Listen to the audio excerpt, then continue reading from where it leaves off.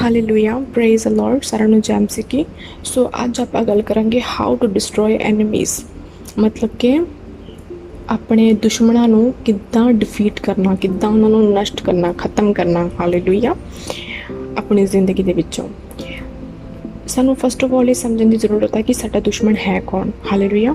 ਤਾਂ ਸੋ ਇਹ ਲਿਖਿਆ ਇਫਸੀਆਂ 6 ਉਹਦੀ 12 ਦੇ ਵਿੱਚ, ਪਰ ਆਪਾਂ ਇਫਸੀਆਂ 6 ਉਹਦੀ 10 ਤੋਂ पढ़ांगे। लिखा, निधान प्रभु में और उसकी शक्ति में बलवंत बनो, परमेश्वर के सारे हथियार बांध लो कि तुम शैतान की युक्तियों के सामने खड़े रह सको, क्योंकि हमारा ये मूल युद्ध लहू और मांस से नहीं है। साडा एनिमी साडा दुश्मन कौन आ? कि कोई मनुष्य आ, कि कोई सिस्टर आ, कोई ब्रदर आ, या फिर कोई परसन आ, कोई मनुष्य आ? नहीं, साडा जड़ा युद्ध आ, बाइबल कहती लड़ाई आ, और साडे जड़े एनिमी ने और मांस और लहू नहीं आ। कौन आ? परंतु प्रधानों से और अधिकारियों से और इस संसार के अंधकार के हाकिमों से और उस दुष्टता की आत्मिक सेनाओं से है जो आकाश में है। मतलब कि आत्मिक शक्तियां की गल हो रही है इत्थे कि शैतानी शक्तियां दे नाल साडा मल युद्ध आ, मतलब कि लड़ाई आ, बैटल आ साडी। हालेलुया। तो पर अगर साडा एनिमी, अगर साडा दुश्मन जिहड़ा वो एक आत्मिक आ, तो असीं उहनूं मारांगे किद्दां? असीं उहनूं डिफीट किद्दां करांगे? अगर साडा एनिमी आत्मिक आ, साडे हथियार भी आत्मिक आ, बाइबल कहती आ। तो इन्हूं आपां अगे कंटिन्यू करांगे ये जानने दे लई कि साडे हथियार किहड़े ने। अगे लिखिया, इसलिए परमेश्वर के सारे हथियार बांध लो कि तुम बुरे दिन में सामना कर सको और सब कुछ पूरा करके स्थिर रह सको। मतलब कि जो तुसी अब तुहाडी कोई असाइनमेंट आ पूरी करने वाली, और जो तुसी लड़ाई करोगे, असाइनमेंट पूरी करोगे, तुसी स्थिर हो जाओगे। स्थिर मतलब परफेक्ट हो जाओगे। हालेलुया। लोग कहते हैं कि इंसान गलतियां दा पुतला आ, पर बाइबल कहती कि तुसी स्थिर हो सकते हैं जरूर तुसी लड़ाई नूं लड़ के जितोगे, मतलब कि तुसी परफेक्ट हो सकते हैं। हालेलुया। इट मीन्स कि परफेक्ट होना पॉसिबल आ। परमेश्वर कहते सिद्ध बनो जैसे तुम्हारा स्वर्गीय पिता सिद्ध है। अगर असीं सिद्ध बन ही नहीं सी सकते तो फिर परमेश्वर ने क्यों लिखना सी वचन दे विच कि सिद्ध बनो? सिद्ध मतलब परफेक्ट बनो। हालेलुया। तो इत्थे लिखा कि तुसी स्थिर हो जाओगे, तुसी स्टैंड हो जाओगे, तुसी परफेक्ट हो जाओगे। हालेलुया। लड़ाई नूं जित के दैन इस लड़ाई नूं जितना किद्दां, किहड़े ने साडे हथियार? लिखिया, सो सत्य से अपनी कमर कसकर। सत्य से कमर कसकर, सत्य किया परमेश्वर का वचन, और कमर किया, कमर साडी बुद्धि, साडा दिमाग। हालेलुया। तो लिखिया, सो सत्य से अपनी कमर कस लो, वचन दे नाल अपनी कमर नूं कस लेना, इन्ना वचन अपने अंदर भर लेना कि शैतान अटैक करन तो पहले ही डिफीट हो जाए। हालेलुया। क्योंकि शैतान हमेशा दिमाग ते अटैक करदा पहला। अगे की लिखा, और धार्मिकता की जिलम पहनकर। हालेलुया। धार्मिकता मतलब परमेश्वर का वचन, पवित्रताई दी जिलम पहन के। हालेलुया। जिलम की हुंदी है जिहड़ी कि पूरी बॉडी नूं प्रोटेक्ट कर दिया।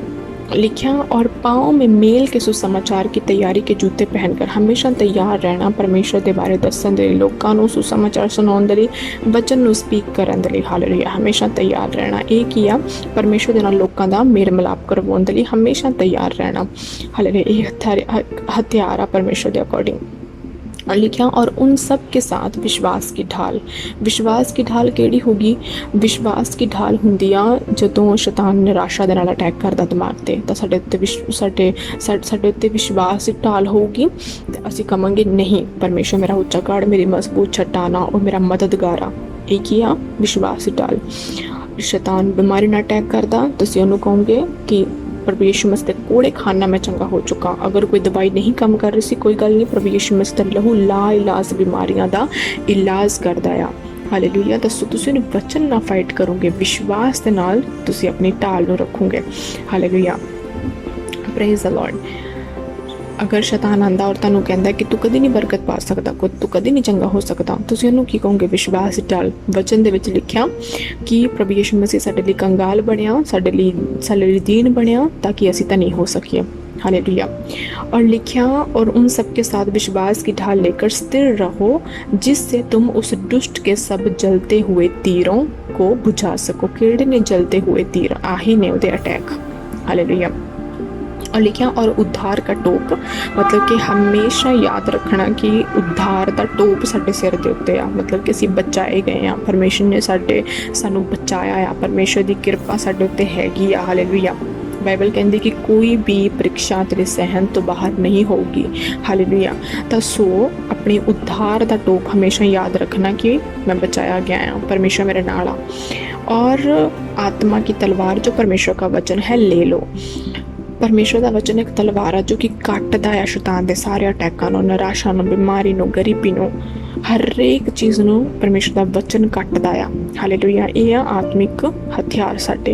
हुण इन्हां नूं यूज़ किद्दां करना आ। हालेलुया। ਅਸੀਂ प्रैक्टिकल वे दे विच किद्दां अपने दुश्मनां नूं हरा सकदे आ, ये लिखिया आ मत्ती 4 ਉਹਦੀ 1 ਤੋਂ 4 तक। हालेलुया। सो ਅਸੀਂ खुद वचन नूं पढ़ के शैतान नूं डिफीट करना आ। हालेलुया। Praise the Lord. सिर्फ अपनी सिचुएशन पर रोंदे नहीं रहना, बल्कि एक्शन लैके, तलवार लैके उस शैतान नूं, उस बीमारी नूं, उस निराशा नूं नष्ट करना, खत्म करना आ। हालेलुया। Praise the Lord. अगर आप पढ़िए मत्ती 4 1 तो 4 आप पढ़ेंगे। तब उस समय आत्मा यीशु को जंगल में ले गया ताकि इबलीस से उसकी परीक्षा हो। वह 40 दिन और 40 रात निराहार रहा, मतलब कि भूखा रहा। अंत में उसे भूख लगी, मतलब कि 40 दिन और 40 रात प्रभु यीशु मसीह ने रोजे रखे, फिर उन्होंने भूख लगी। लिखा तब परखने वाले ने पास आकर उससे कहा, यदि तू परमेश्वर का पुत्र है तो कह दे कि ये पत्थर रोटियां बन जाए। हालेलुया। मैं इसे तुहानूं नोट करवाना चाਹੁੰਦੀ कि यीशु मसीह नूं भुख लगी सीगी, तो सो शैतान की कह के परखण दे लई आया कि ना पत्थरां नूं कह के रोटी बन जाण। हालेलुया। तो सो उन्हें उस नीड दे नाल यीशु मसीह नूं परखिया जिस नीड दी उन्होंने, जिस चीज़ उन्होंने लोड़ सी, नीड सी उन्होंने।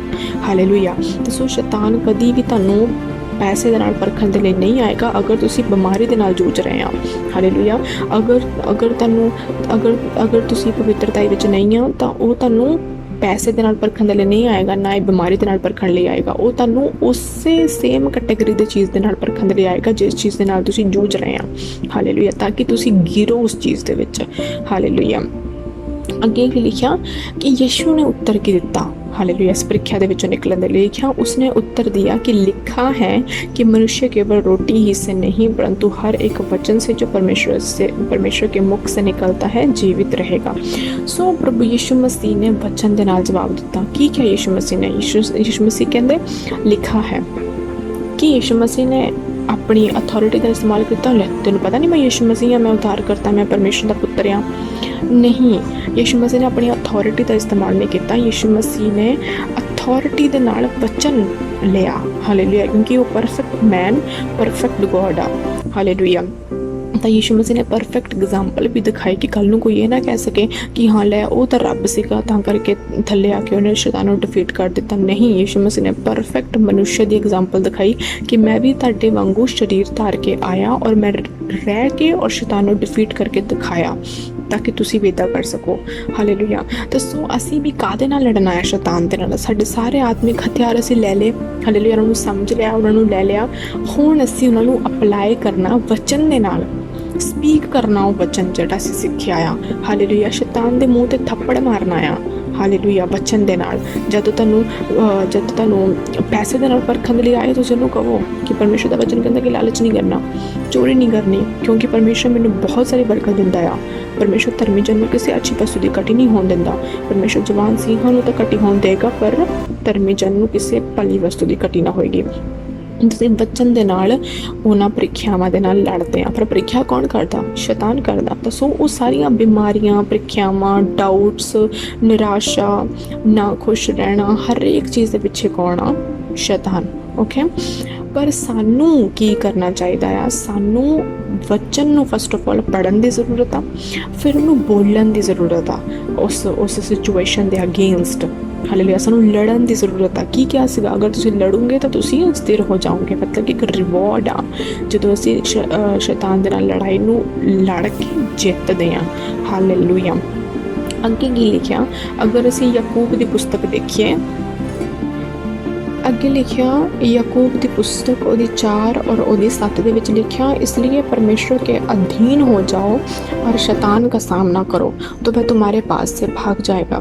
ਕੀ ਕਰਨਾ? ਪਰਮੇਸ਼ਰ ਦੇ ਅਧੀਨ ਹੋ ਜਾਣਾ। ਪਰਮੇਸ਼ਰ ਦੇ ਅਧੀਨ ਹੋਣ ਦਾ ਮਤਲਬ ਉਹਦੇ ਵਚਨ ਦੇ ਵਿੱਚ ਖੜੇ ਰਹਿਣਾ, ਉਹਦੇ ਵਚਨ ਚੋਂ ਬਾਹਰ ਨਹੀਂ ਜਾਣਾ, ਔਰ ਸ਼ੈਤਾਨ ਦਾ ਸਾਹਮਣਾ ਕਰਨਾ। ਕਾਹਦੇ ਨਾਲ? ਵਚਨ ਦੇ ਨਾਲ ਫਾਈਟ ਕਰਨੀ, ਬੋਲਣਾ ਉਹਦੇ ਅਗੇਂਸਟ।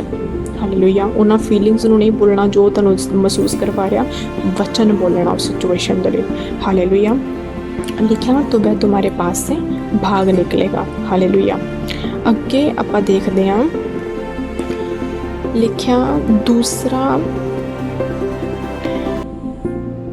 ਦੂਸਰਾ ਇਤਿਹਾਸ ਉਹਦੀ ਆਪਾਂ ਜਾਵਾਂਗੇ 20 ਦੀ 17 ਆਇਤ ਦੇ ਵਿੱਚ ਕੀ ਲਿਖਿਆ, इस लड़ाई में तुम्हें लड़ना ना होगा, हे यहूदा और हे यरूशलेम, ठहरे रहना और खड़े रहकर यहोवा की ओर से अपना बचाव देखना। मतलब कि परमेश्वर ਦਾ ਵਚਨ ਤੁਹਾਡੇ ਲਈ ਲੜੇਗਾ, ਪਰ ਤੁਹਾਨੂੰ ਬੋਲਣਾ ਪੈਣਾ। ਹਾਲੇਲੂਇਆ।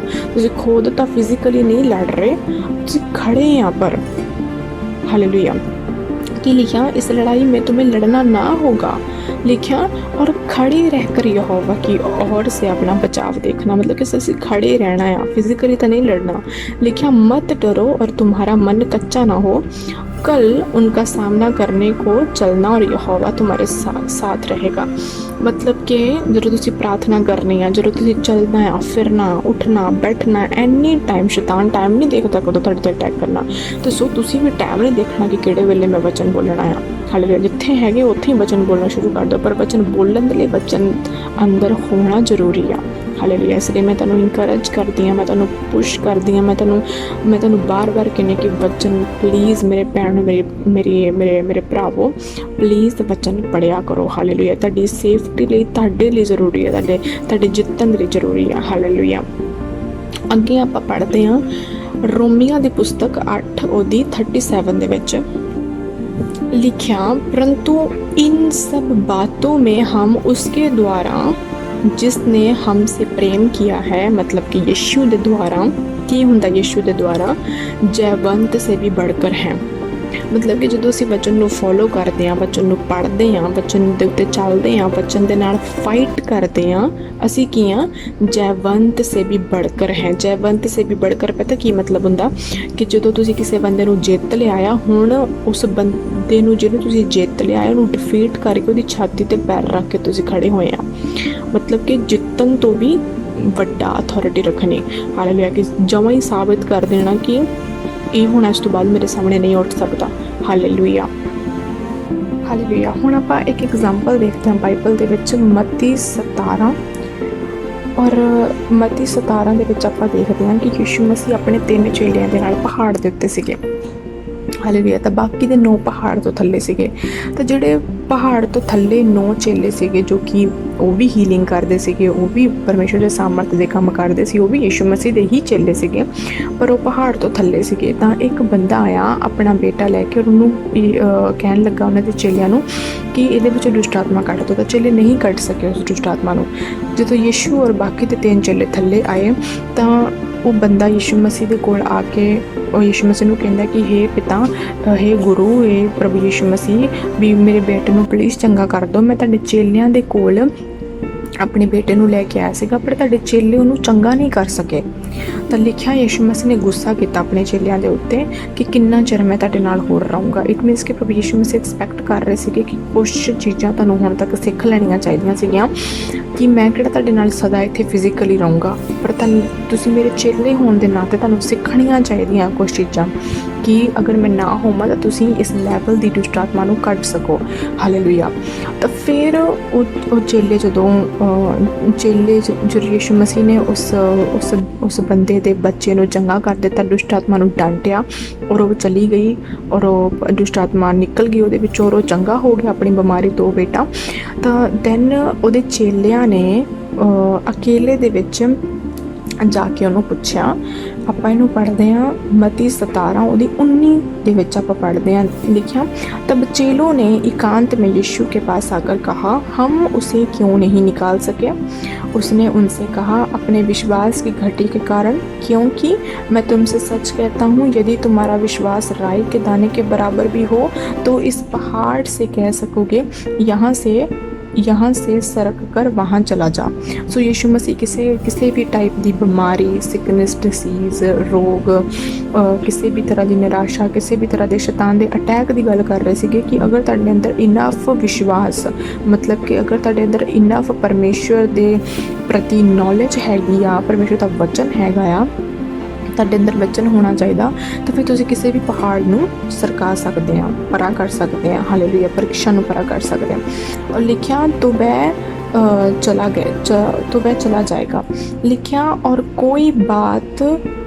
कोई बात तुम्हारे लिए असंभव ना होगी, पर ये जाति, केड़ी जाति, ਜਿਹੜੀ कि दुष्ट आत्मा उस बच्चे के अंदर सीगी, वो एक वड्डी जाति दुष्ट आत्मा दी सीगी, मतलब कि दुष्ट आत्मा एक वड्डी जाति का, एक वड्डे रैंक का वो दुश्मन सीगा। तो लिखा, पर ये जाति बिना प्रार्थना और उपवास के नहीं निकलती। Hallelujah, praise the Lord. तो सो प्रभु यीशु मसीह ने दस दिते, अपने सारे आत्मिक हथियार सानू दे दिते, वचन सानू दस दिता, वचन नूं किद्दां यूज़ करना ये भी दस दिता, और ये भी दस दिता कि जदों तुहाडे सामने अलग अलग टाइप दीयां बीमारियां, शैतान निकलते जाणगे तां ये इनफ नहीं है कि तुसीं ਉਹੀ अपनी तैयारी रखो, पर जो तुहाडे सामने वड्डे टाइप के दुश्मन आउणगे उन्हां नूं भी किद्दां कड्ढणा, ये भी प्रभु यीशु मसीह ने दस दिता प्रार्थना और उपवास दे नाल। हालेलुया, ਅਸੀਂ सिर्फ अपनी सिचुएशन ते रो नहीं सकते, बल्कि ਉਹਨੂੰ ਸਾਨੂੰ वचन ਦੇ ਨਾਲ ਕੱਢਣਾ ਪੈਣਾ, ਕੱਟਣਾ ਪੈਣਾ आत्मा ਦੀ तलवार लैके।